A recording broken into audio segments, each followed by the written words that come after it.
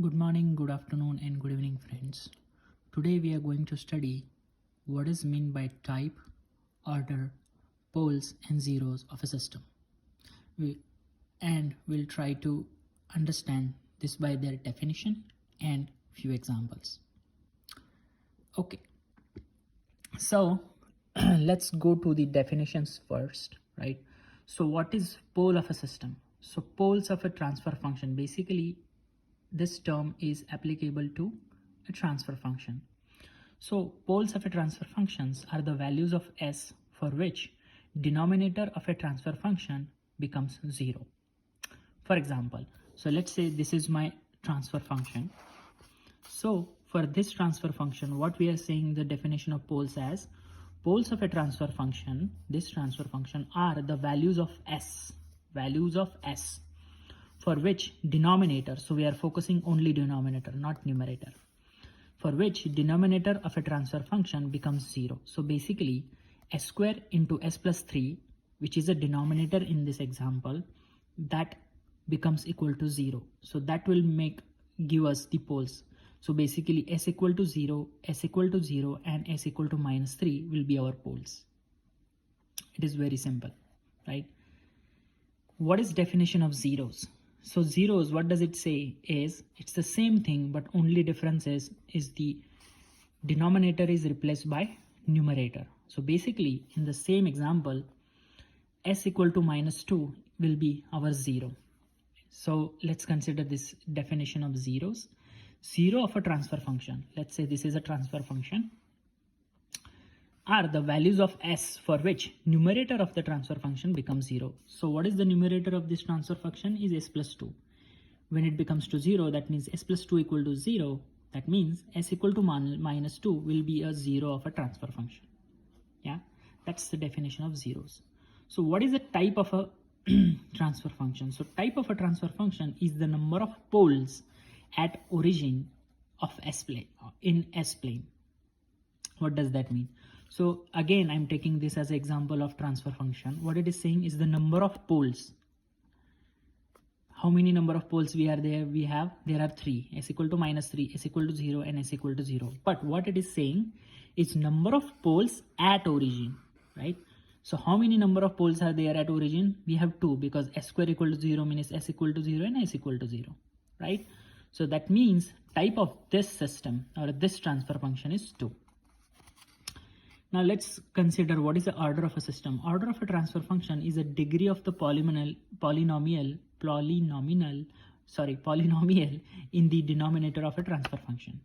So this is a transfer function in our example. And what is the denominator? Denominator is s square into bracket s plus 3. So what is the degree of the polynomial in the denominator? So if we multiply this, like it becomes s cube plus 3s square, right? So what is the degree of this polynomial? It becomes 3, right? So that's why order of this system becomes 3.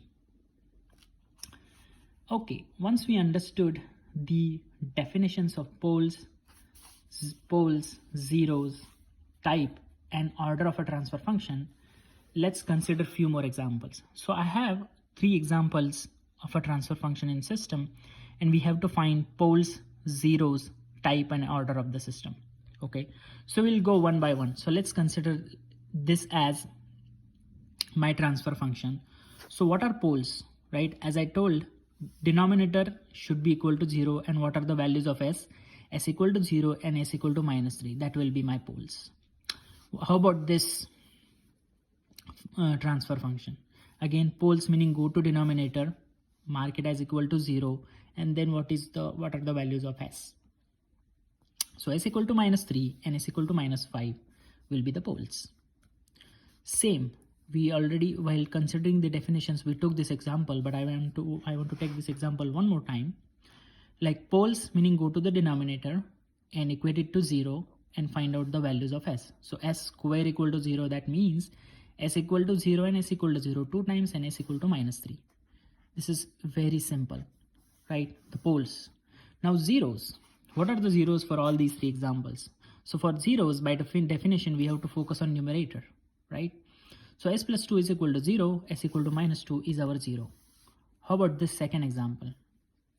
For the second example, again, we have s plus 2 only in the numerator, so minus 2 is my 0. In the third example also, we have s plus 2 in the numerator. That's why 0 is equal to minus 2. Always we have to remember, for zeros, we have to equate the numerator, very important, numerator portion of a transfer function equal to 0 and solve for s. The third question or third thing what we have to find out is the type of the system.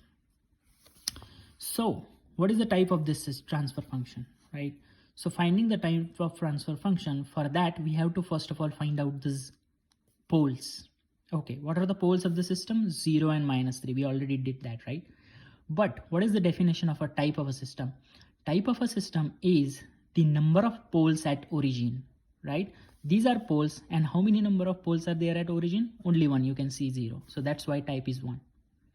Similarly, here, what is the type of a system? Type of a system is the number of poles, which are minus 3 and minus 5, which are at origin. So how many of them are at origin? None of them are at origin. So type of the system becomes 0. Similarly, for the third example, what are the poles? 0, 0 and minus 3. How many number of poles are there at origin? There are 2. That's why my type becomes 2, right? Now what is the order of these transfer functions? So for finding the orders, we have to find out the degree of the polynomial in the denominator. So what is the degree of this polynomial? If we multiply s square plus 3s, so s square. So that's why order becomes 2. Again, similarly, in the second example, order becomes s square plus 3s plus 15. So s square. So that's why again order is 2. For the third transfer function, it becomes s cube plus 3s square. So that's why order of this transfer function is 3. So yeah, this is how we find out poles, zeros, type and order of a transfer function. And this is the end of this lecture. So please let me know if you haven't understood any part of this lecture in the comments. I will try to explain in the comments itself, or I will try to create a new video. Okay, thank you and have a great day.